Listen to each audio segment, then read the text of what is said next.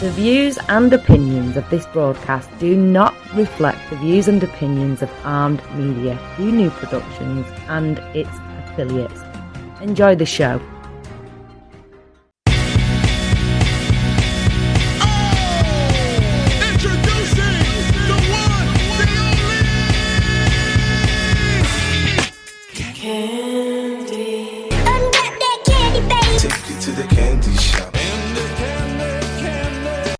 Just like candy.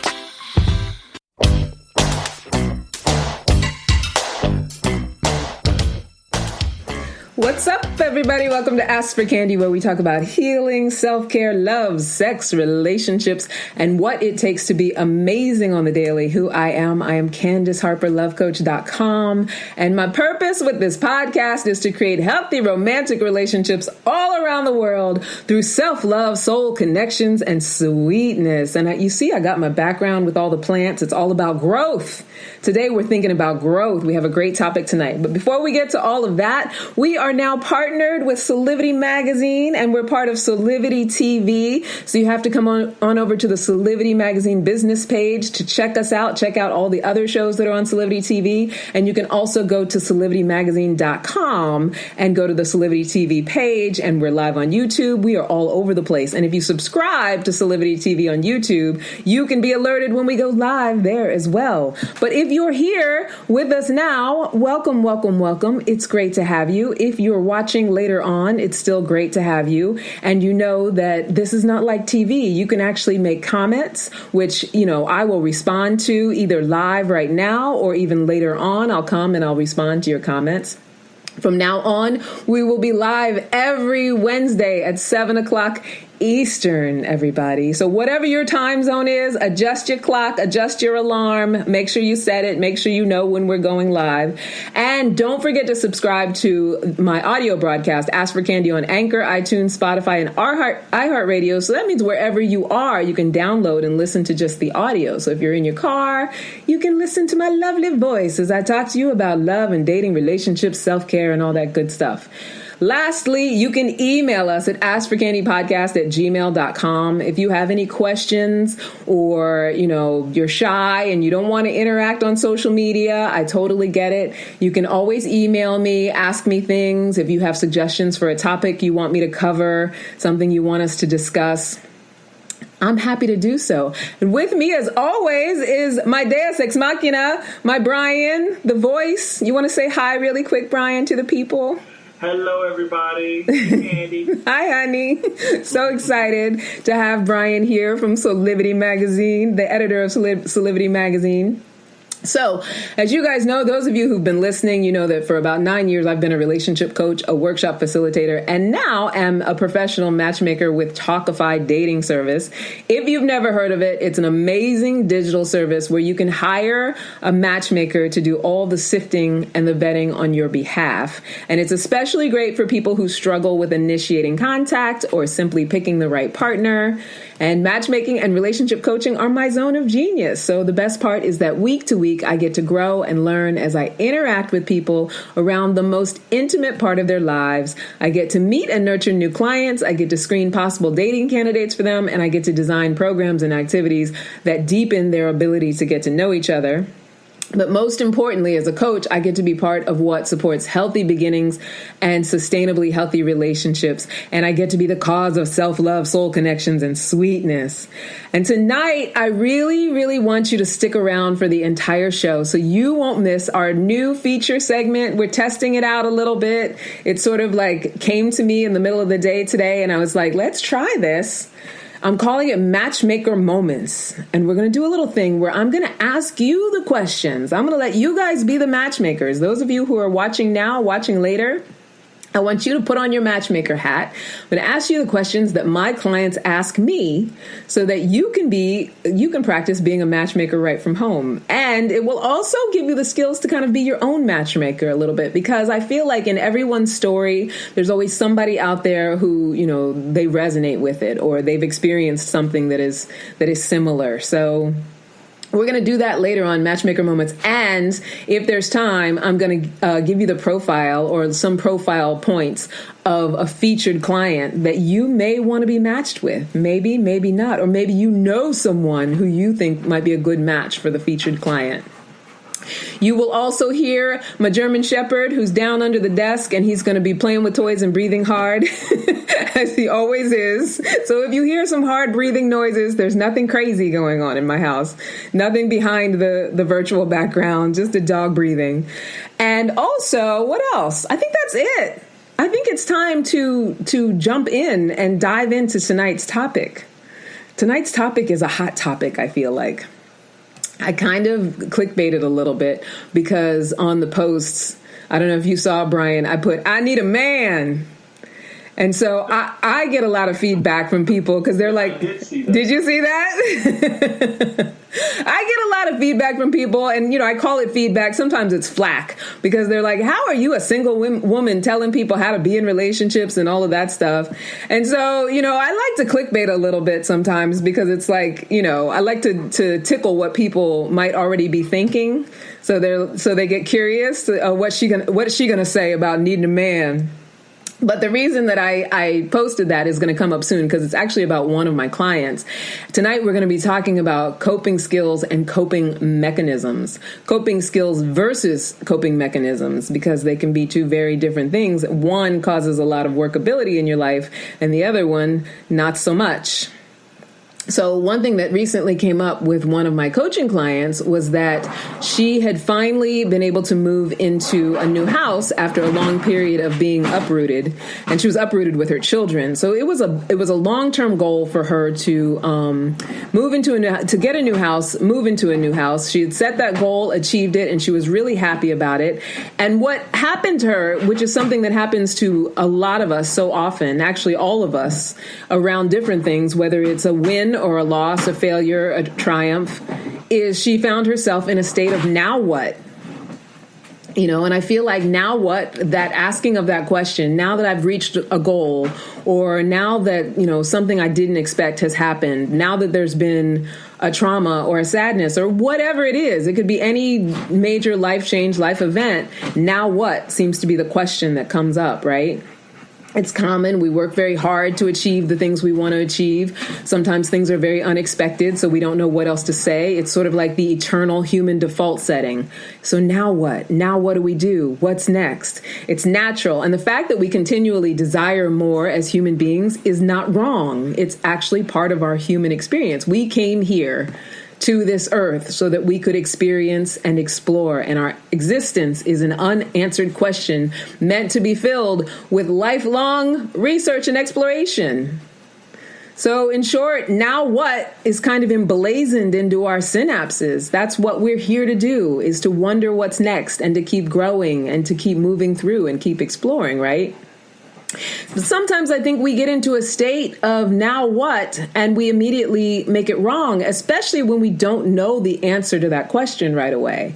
And I think it's common to not always know the answer to that question. Sometimes now what, it's like, oh, okay, so I achieved this. Now I know I want to do this and this and that. Sometimes it's like that.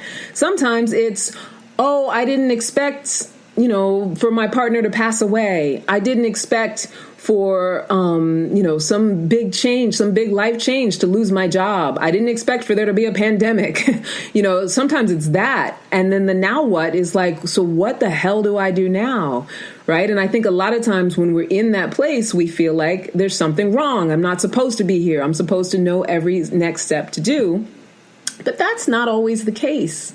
And that's okay. So when my client was telling me how now what was the question that was up, and that it was feeling problematic, not because she didn't know how to answer it, but because she felt like she had to answer it right away. My question to her was when she asked herself, now what, like what things did come up. So sometimes now what inspires, okay, now I can always, do something that I never thought I could do before, or now I'm free to start that business, or now I can I don't know, search for something. I don't know, like something that we've always wanted. Sometimes those desires end up being the answer. But for her, because she was trying to quickly fill it, the answer was, I need a man. I need a man, and I need one right now. I have a house, I have kids, and so I need a partner. I need to get somebody in here. I need to get a warm body up in here.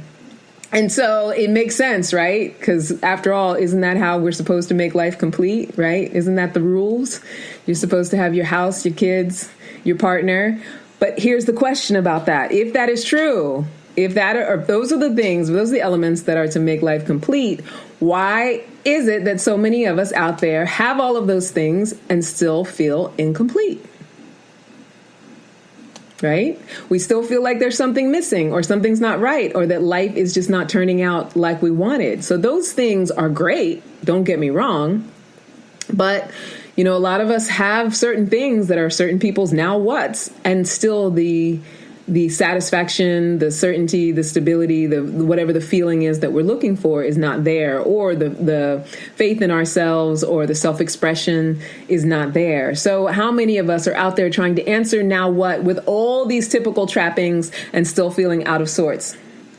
The question is this: it all comes down to coping, right? So whether we're experiencing a win or a loss, a celebration or a tragedy, a failure or a triumph, how we cope with life determines the quality of our existence. It also determines the quality of our relationships. So some of us cope in a way that is sustainable, and others of us sabotage long-term possibilities with short-term gratification. So a lot of times when we're in a state of asking now what, there can be a lot of pressure to fill now what with instant gratification. So whether it's sexual or food or, whatever it might be, when we don't know the answer, a lot of times we make ourselves wrong and then we try to fill it with something. And those are what's called coping mechanisms, not coping skills. So the distinction is the coping skill is going to have us have things that we want. The coping mechanism is going to be that short-term gratification thing that has us on that hamster wheel of now what, now what, now what, now what, and not ever being able to fulfill it and not ever being able to be with, the gratitude or the happiness of having fulfilled a now what question. What do you think, Brian? Am I making sense? Well,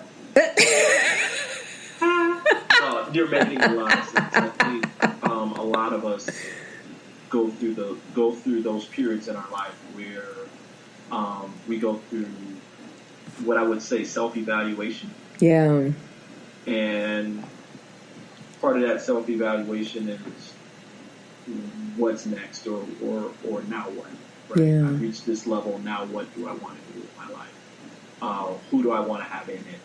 Do I want to have somebody in it? I think the important thing that you're talking about here is, and this is also true for men as well, that there's a difference between being alone and feeling lonely. And,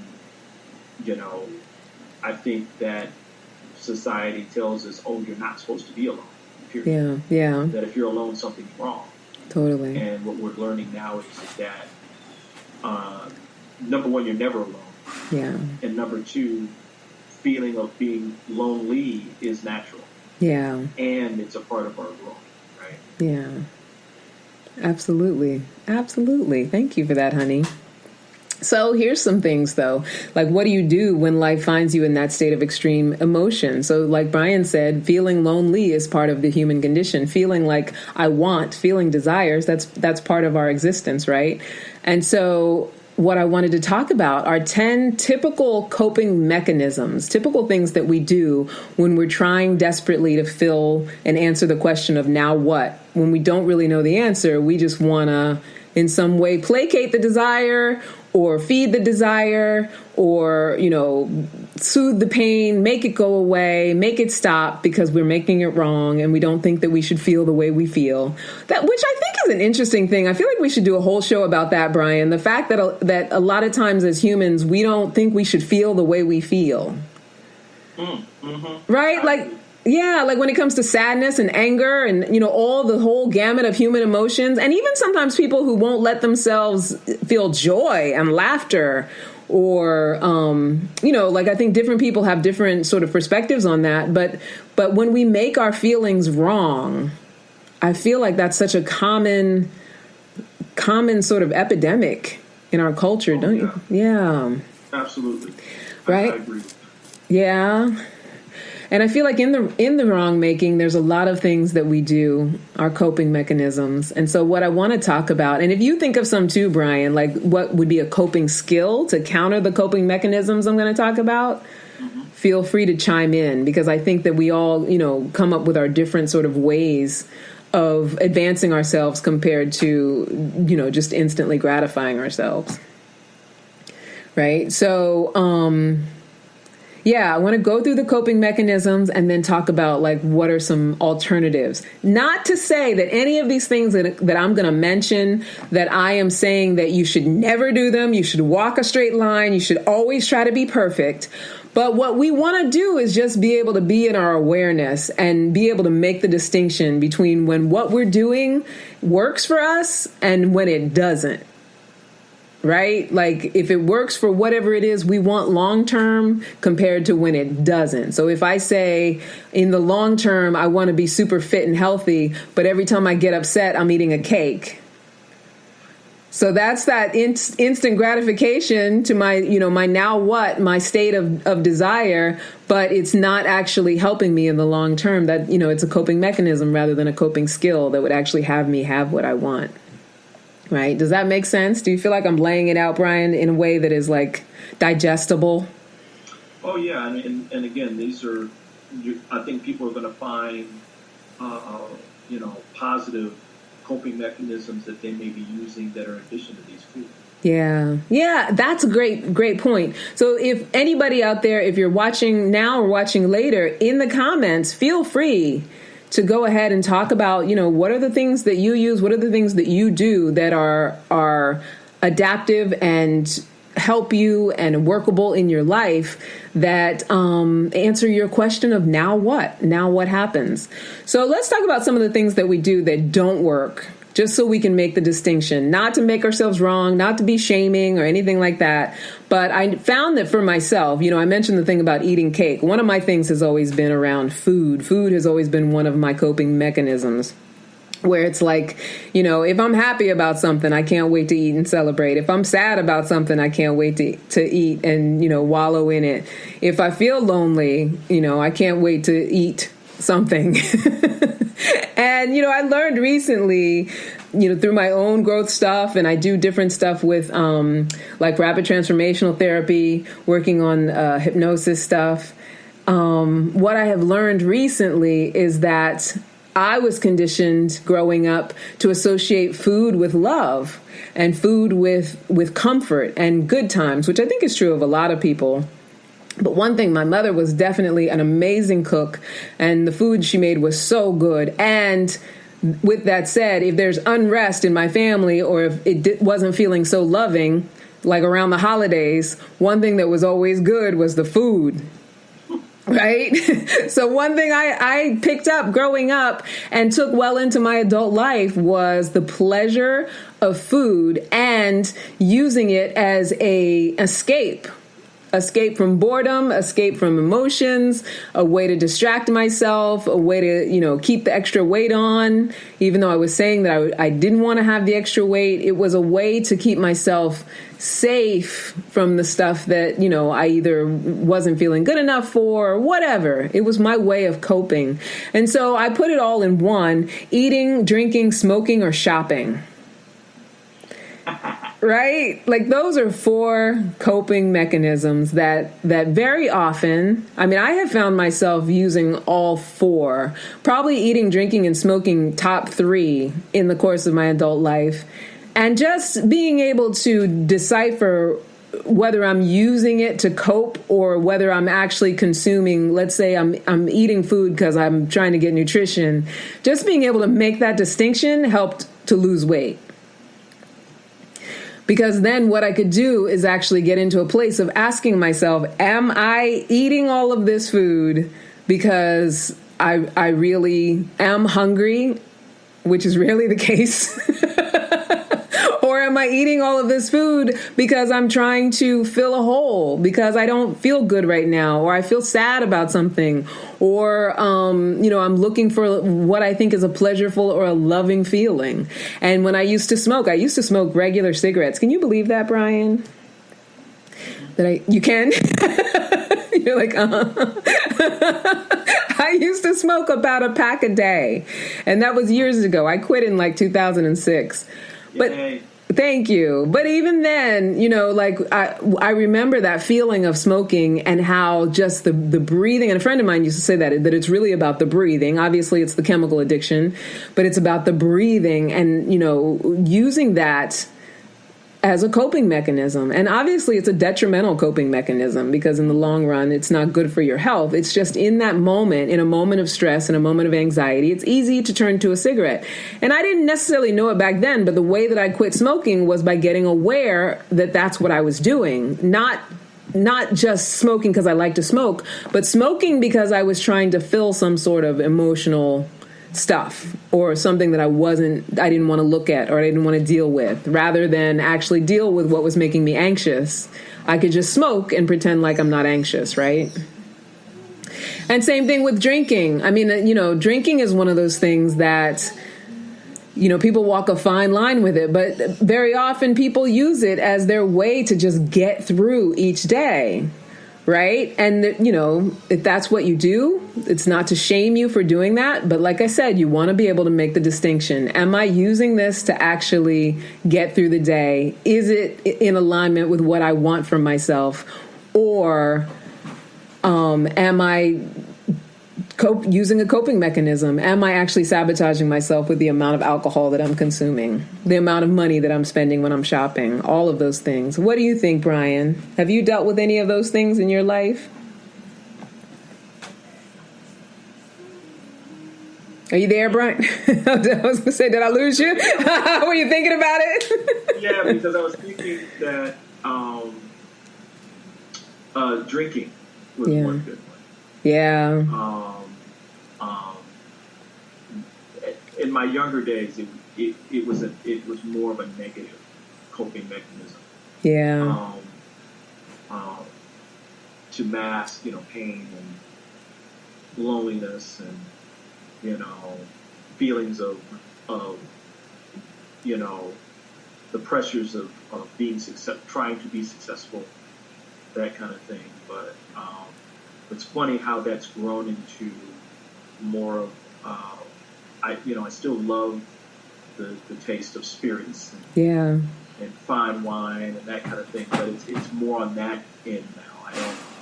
I drink for the pleasure of it, not for to escape. Gotcha. Yeah. No, I hear that. And that's the thing too. It's that the striking of the balance, right? And being able to distinguish that, being able to say, if I drink, I'm drinking for pleasure, and I know a limit. Like, I don't have to do it in order to have myself cope. Right? Did you say most of the time? Exactly. So you weren't supposed to say that out loud. Sorry about that. Blew up your spot. But I get it. And that's, like I said, this is not about, are you walking a perfect line? Because none of us walks a perfect line, right? Like, I still find myself wanting a whole pan of cinnamon rolls and will indulge. Not as often as I used to. But what were you going to say? Did I lose you? What happened? Are you still there? Oh, I think I lost him. Anyway, then the second one is lashing out at people. That's another coping mechanism, right? Lashing out at anyone within shouting range. And I have to come clean about something, because just this morning I lashed out at someone over the phone. And that's not my usual character. That's not my usual way. But I found myself in the moment of a coping mechanism where there was a fraudulent charge on my debit card. I had to call the bank, and the girl who, I'm calling her a girl, she's a woman, I'm sure, who answered. I call her a girl because she sounded like she was young enough to be a niece, which also made me frustrated. Because I was like, this is serious business. And she sounds so young. And through no fault of her own. But yeah, she was clearly a little bit green. And I lost my temper because I was in a moment of feeling emotions about the fraudulent charge. And, then they have to cut off your debit card and the inconvenience of all of that. And I found myself like lashing out. I mean, obviously not acting like a banshee. I wasn't screaming and yelling at her or anything like that. But I wasn't being my normal, pleasant, evolved self, as you guys see on the podcast. I actually came out of character. But I had to realize. Let them have the fraudulent charge on their stuff. Right? It is not a pleasant experience. I've gone through it a couple of times. Yeah, it's can be so frustrating because not only is it that you have the fraudulent charge, but then they cut off your convenience. Like you can't then access your debit card anymore because then they got to issue you a new one. My bank's real slow with it. I don't know how yours is, but yes. Anyway, as we digress. But yeah, like what I found and what I had to adjust myself around and give myself a moment to get aware of is that, this lashing out is a coping mechanism. It's not going to help you to get this done. It's not going to help you to solve this problem. It's that you're in a moment of frustration and the instant gratification was to feel angry about it and be angry about it and to take it out on her, which I do. Luckily, we closed out the conversation in a much more pleasant way, and I was able to sort of redeem a little bit.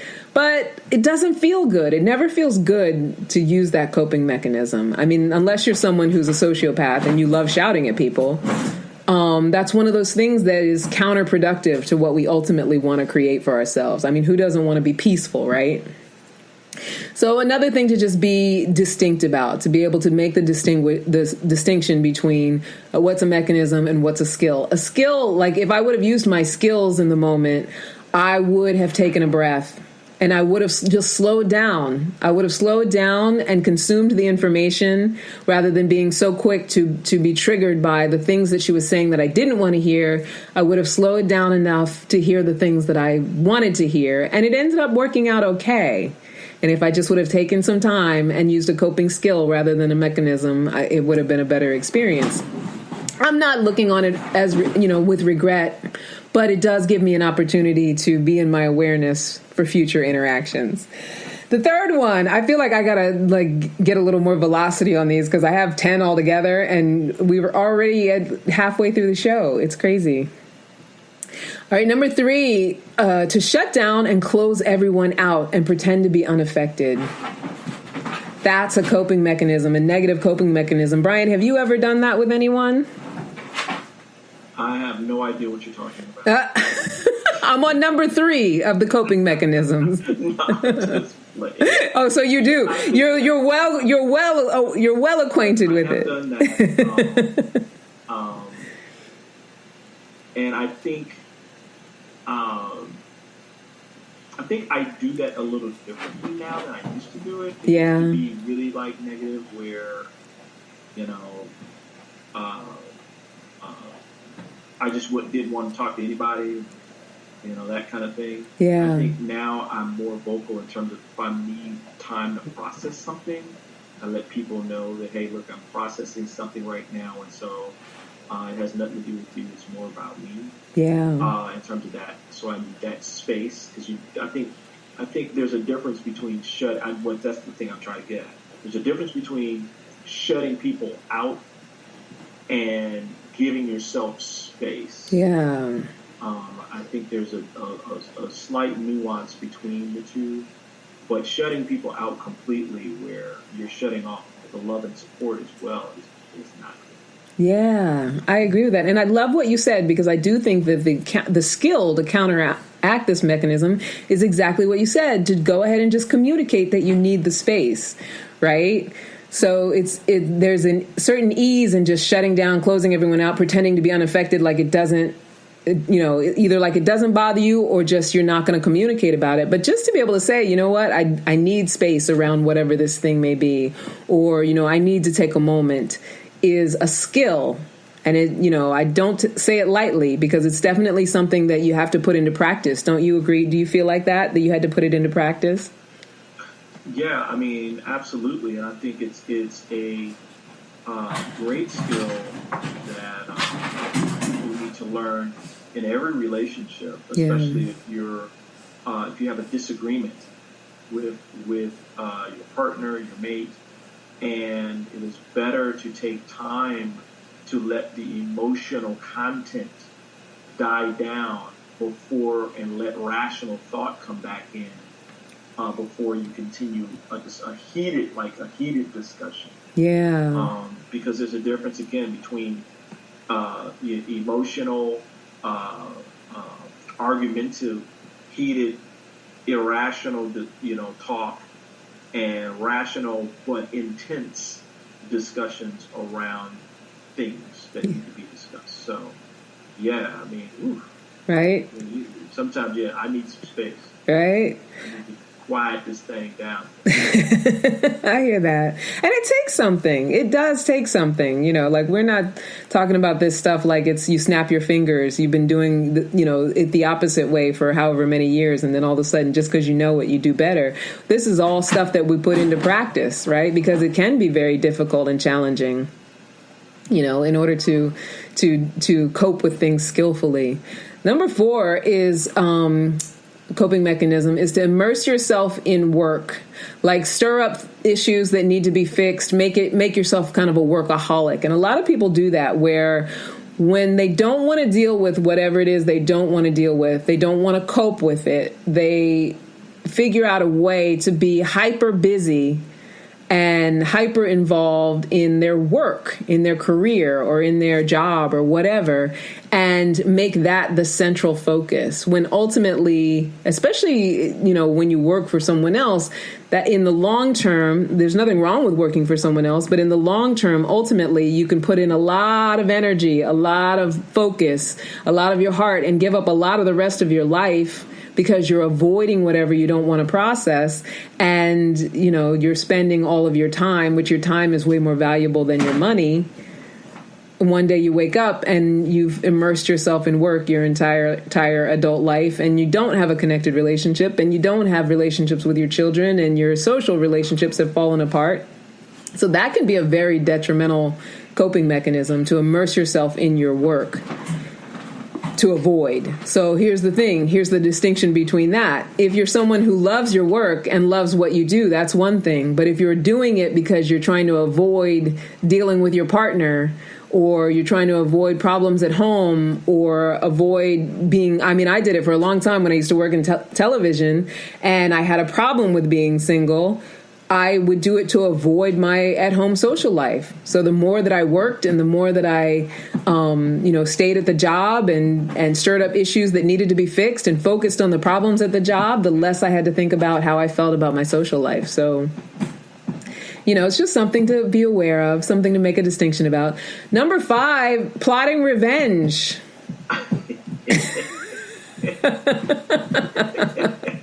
I know. Right? It's evil revenge. I know that it, just based on social media, that it's a common thing for people to want to get people back. Now, obviously, there's different levels of this, and we're not necessarily talking about, a plot to a movie, although sometimes people's lives get like that. But just, the things we say about people when we can't cope with who they're being. If we're mad at someone, if we go and talk about them to somebody else and say negative things about them, or, when people get divorced, how vengeful people can get using kids against each other, things like that. Those are all very negative coping mechanisms that are instant gratification. Like, that person pissed me off, so I slashed their tires and now I feel better. But then ultimately you never feel better. It doesn't get you what you want. You don't get to experience any kind of solution. You don't get to solve through any problems. It's just an immediate sort of way to cope with something that then is not going to go away. So, I don't know, whatever you want to do with plotting revenge. One thing I have to say, with a lot of these, I pulled them out of my own experience, clients' experience, and different conversations that I've had. And the plotting of revenge is one that I don't necessarily resonate with. I mean, I would say when I was younger, I might have said negative things about people. But actually, like going and slashing tires and, I know people who do that. You wouldn't do that whole waiting to exhale. Yeah, like setting the car on fire. All the clothes in the car on fire and all of that stuff. I have to say, I don't judge those who feel like that's their last resort. I don't think it's the right thing to do. I don't advocate for it. Like if I was, had a client, I would talk them out of it. But it's definitely something that I never felt any connection to ever being capable of even doing, like being out there. What happened with Left Eye when she burned down what's his face's house? Like, no, honey. Yeah. Just walk away. Just walk away. Just walk away, because your freedom, your safety, nothing is worth it. It's just not worth it. So yeah. Angela Bassett's hair could have caught on. Right. It's like no good ever really comes of it. You can feel like, oh yeah. And it's not just women. I mean, men have their ways of doing it too, but no good ever really comes of it in the long run. People, it's just such an instant gratification thing that never really solves anything. And it never really gets you that love that, what it ultimately is. You want that love, that acceptance, and it never wins that for you. It just kind of, even if you do stay with someone that you take revenge on, then you have that you have that black mark in your relationship, right? That you did that to that person. Another something to add to the therapy. Right? Number 6, gossip and complain to other people. So I feel like this is a very common coping mechanism in general in our society. Like we are just such default gossipers. And, we like to talk about other people and their problems and their issues and, and get very excited about it and kind of put ourselves on a pedestal and kind of look down on what other people do and tell other people's business and complain to other people about, people that we're having issues and conflicts with, cope with it in that way. And that's just yet another one of those things that, like, in that moment, we feel like we're doing something. But then when it's over, I don't know. There was a time when I would gossip and I think we talked about this last week, and I would walk away and feel pretty crappy. And I don't think it ultimately, it doesn't win you any points with yourself once you've talked badly about someone. It's just this trying to make yourself look good to other people, right? Like that you're above whoever you're talking about, or that you figured out something that they haven't, or, whatever. It's lies that we tell ourselves. Number 7, neglect your mental wellness or spiral down. So this is a coping mechanism that I feel like in this day and age and with everything that we're living through right now, the neglect of our mental wellness is a dangerous coping mechanism. And I think a way to be skillful around that, I think you had mentioned it earlier, Brian, about therapy, like just another thing for therapy. But yeah, like being okay with therapy and talking to someone and asking for help and developing a practice for how you take care of yourself, which we've talked about that before, but I'll say it again and again, realizing that it has a great importance with your existence. So we got about 3 more. We're going to take a little commercial break. So I feel like this hour goes by so fast, Brian. Right? We're going to take a little commercial break. I'm going to give you the 3 more, and then we're going to have our matchmaker moment. And then we'll wrap it up. We're talking about coping skills versus coping mechanisms and how to make the distinction. All right, we're back. Welcome back. So we're at number 8. And number 8 in our list of negative coping mechanisms: fight, have sex, or chase after a difficult romantic partner. So this encompasses a lot of different relationship statuses. So if you're in a relationship, and one thing I did when I was in a very abusive relationship is I would always engage in the fight. I would always let myself be distracted. And rather than actually face what it is that I wanted to be doing, working on my business and, being creative and growing things, and, rather than do that, I would hide from that and let myself get immersed in some crazy fight or having sex or, whatever could pull me away. There's nothing wrong with having sex. There's nothing wrong with having conflict with your partner, but you want to be able to get into your awareness, make the distinction. Am I fighting with this fool over and over again because what I really should be doing is something else? And this is the easier way to engage. This is making me feel alive in this moment. This is giving me instant gratification. And for the single people, and this goes back to my client who was talking about, now what? I need a man chasing after a difficult or romantic partner. Because one of the things she talked about was she started to feel that feeling of I need a man. So then she started reaching out to this guy who's been iffy and he's not really into it. He's not really interested. And he kind of comes around when he wants something. And so when you're chasing after a difficult romantic partner and you're single, you always want to ask yourself, is this just distracting me from something that I do have control over, that I really could be doing for myself? Or, is it taking me away from something that I have planned for myself and making it so that I have an excuse for why I'm not doing what it is that I really want to be doing, what I say I want to be doing? So you will always want to be willing to ask yourself that question, because it's very easy to be distracted by somebody that you have to chase after. And then you make it into this whole thing where it's, oh, I feel like I'm in love with him, or I feel like I'm in love with her. And, that person's not doing right and they're not being how I want them to be, and make that a thing. And because I feel upset about it, I can't get done what I need to get done. We go down that spiral, right? Oh, yeah. Yeah. What's that? Yeah, I was just thinking about, the whole bad boy or bad girl syndrome, right? Yes. Where at the end of the day, if you ask the person, why were you with that person? They'll tell you that I know he was no good or she was no good before I even met him, but I wanted just to be with that person. And it's not that they weren't any good; it's just they weren't good for you, right? They weren't good for that, at that time. But yeah, just going after that difficult thing. And like you said, knowing it.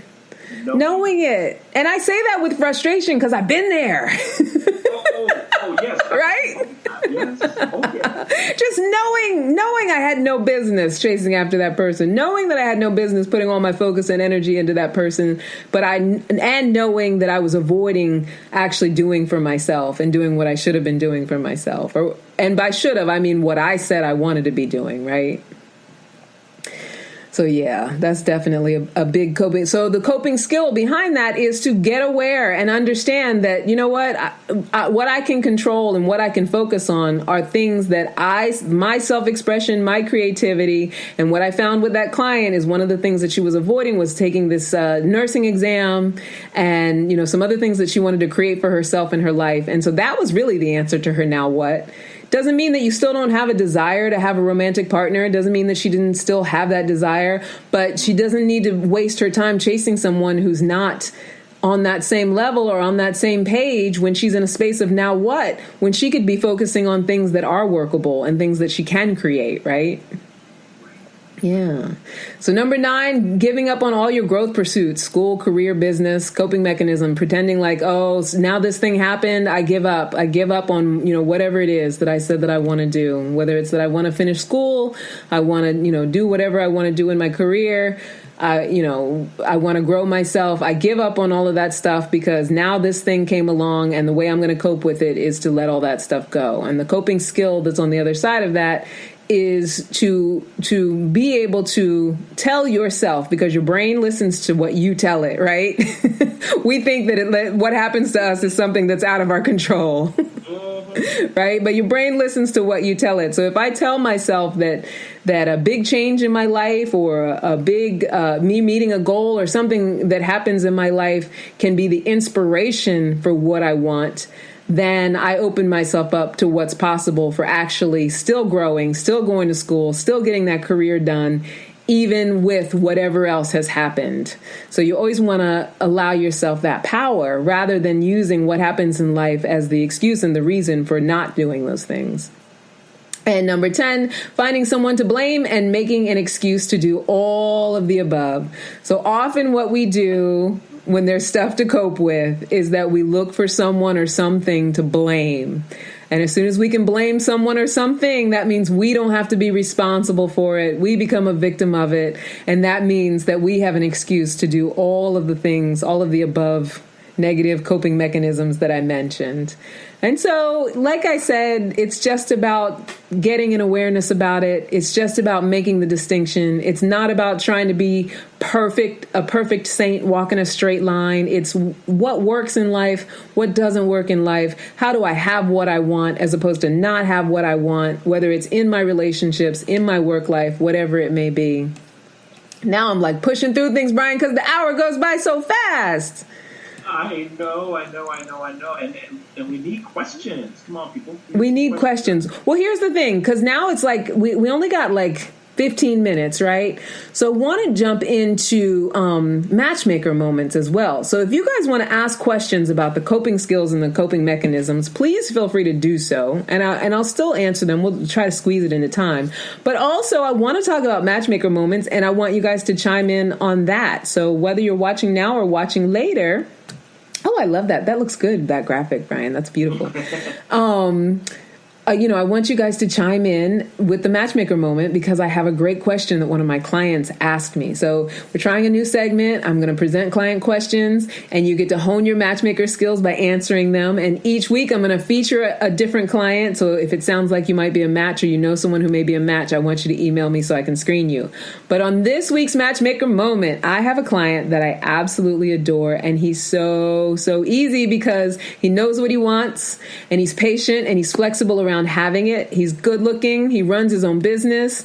He's in shape. He can dance. He can salsa dance. And he's what I like to call highly matchable. And he's been on a few dates, and he really, really likes the first candidate that I set him up with. And they've been on about 10 dates. And his question to me was, he said, usually around the second or third date, when there is mutual attraction, I also like physical interaction.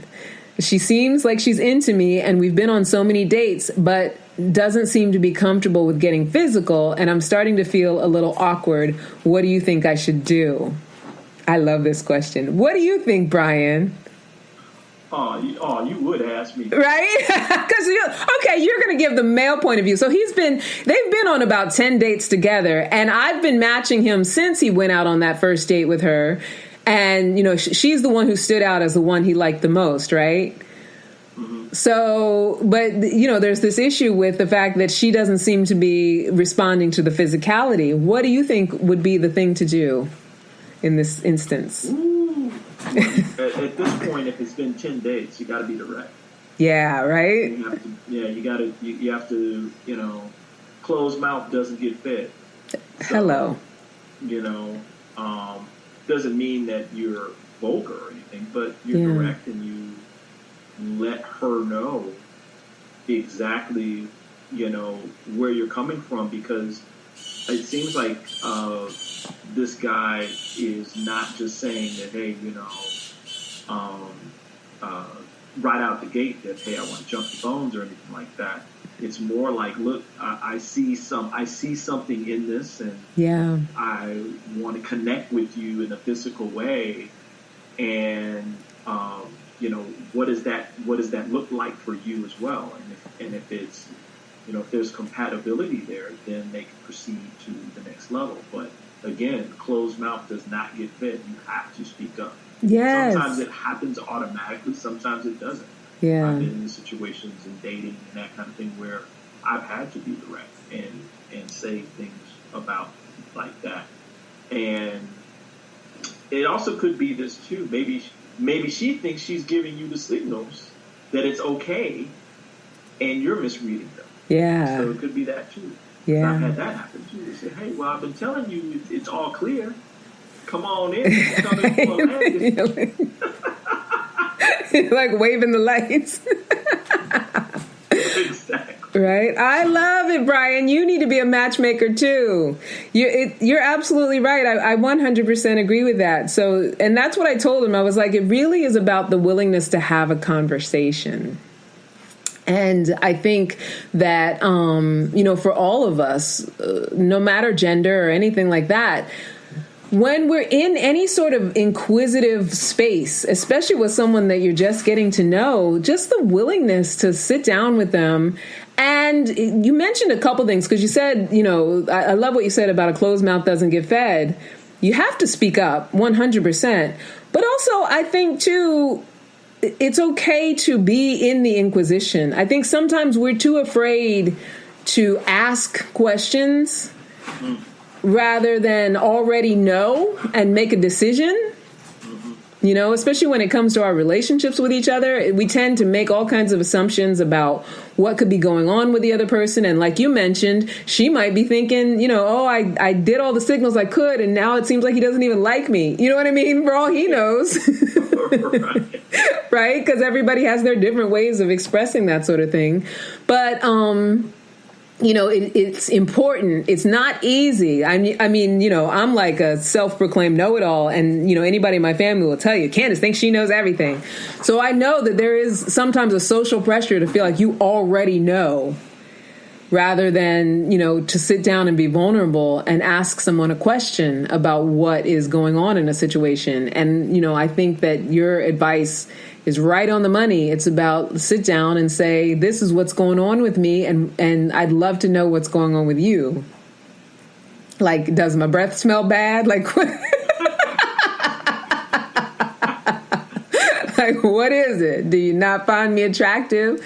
Like, I know that these can be uncomfortable questions to ask someone. I'm not saying you necessarily have to ask about your breath, but that it would be a way to sort of lighten the moment.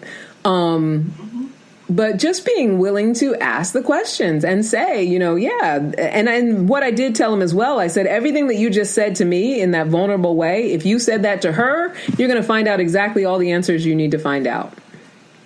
Because either she's going to be open to your communication and wanting to answer your questions and wanting to have a dialogue with you, or it's going to trigger something in her that makes her weird and uncomfortable about it, which that's going to tell you some things that you didn't know before. Or she's going to be completely closed off, and you're going to realize that what you feel might be the right thing may not be the right thing for you. Or anything in between that. Right. But, that is how we build intimacy with each other, is just that willingness to talk about it, ask the questions, and see where it's going to go and see what's going to happen. I think it's hard and scary to be in the exploration, but the most important thing, I think, and I don't think it stops when you get married, and you can chime in on this as well, Brian, because you have more expertise in this, but I think that our willingness to explore and be in the exploration when it comes to the growth of our relationships, no matter what level that they're at, and our willingness to not already make up our mind about things or associate what people do with what we've experienced in the past immediately, and be quick to, just discount certain things about people because we think we already know, is exactly what keeps us from being able to grow and become more intimate in our relationships. And I think that should be a relationship lifelong thing. Don't you agree? What do you think about that? Yeah, I totally agree. I think that and again, people who haven't practiced this, and even in my relationship, we still practice this, where communication, and I know people think it's a cliche. It really is not a cliche. Yeah. The communication that the two people have is a foundational bedrock. And guess what, folks? You don't know how to do it yet. Yeah. you have to learn and perfect it over time, and it's that communication grounded in intimacy, where both people feel safe enough to tell each other what they're feeling, what their thoughts are, without the feeling that the other person is going to seek revenge or reprisal against telling them uncomfortable things. Yeah. About either themselves or about their partner. Yeah. And that it's the feelings. And a lot of times that communication sets up a deeper conversation, because sometimes it's typically about either the the unmet needs and the wounds that person has or the other person has in terms of their behavior. Yeah. So you learn a lot about your partner when you communicate in a way that's, as you're saying, Candy, that's very supportive. And that has to begin from day one of even dating somebody. I don't even go down into your deepest, darkest secrets. But, you know, Candy, you've talked to people about this where, like, the sex thing with this woman that this guy's dating, that's a practice, right? You're opening up the door a little bit to be a little vulnerable. Yeah. Saying, you know, because, again, if this is something that you want to make happen, then you want to make it happen from a firm foundation. Yeah, absolutely. And I'd love that word practice. You know, I say that all the time. Like, here's your opportunity to start practicing it with this new person, right? Yes. Yeah. And being in the inquisition with it, because I think you're absolutely right that it is about sharing what's going on with you, but it's also about being willing to ask questions as well. I can't believe how quickly our hour is going by. You know, asking questions of your partner and also sharing. You know, they say seek first to understand, then to be understood. You know, it's just good practice as far as making a workable relationship. All right. So quickly, I'm going to give a client profile, then we're going to end the matchmaker moment, and then we're going to have to close out. I hate how fast this goes, Brian. So tonight's client profile, she's beautiful, she's tall, she's slender, very accomplished and philanthropic. She actually is very connected to her purpose, very purpose-driven, 52 years old, living in New York, executive. I think that she'd be well matched with another executive, a type A, otherwise accomplished type, someone who also contributes to his community, someone who, you know, I'm thinking maybe like a C-level tech kind of guy or something like that, who's a little older.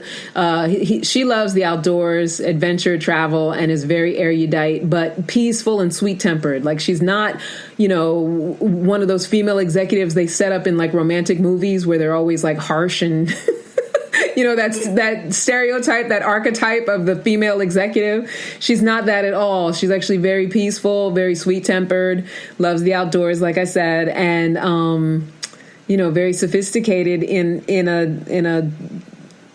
non-threatening, matchable kind of way. If you are, or if you know someone who might be a great match, tell them to email me, askforcandypodcast@gmail.com, and, you know, just write in the subject line, I want to be matched, and we can have a phone call and a screening, and I can find out if you might be right for this client, especially if you're in the New York area, the New York, New Jersey area. And thank you so much to Soulivity Magazine, my new broadcasting partner. I love you so much, Brian. Passion, Purpose, Living. Oh, thank you, honey. And is there anything you want to say about what's happening right now? Do we have time? I feel like we're down to like a minute.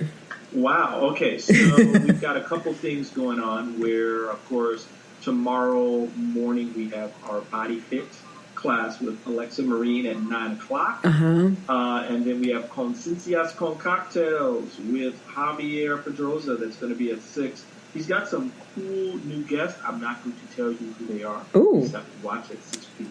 It's a surprise. And then on Friday, Move with Soulivity with Zumba movement coach Betsy Tapico.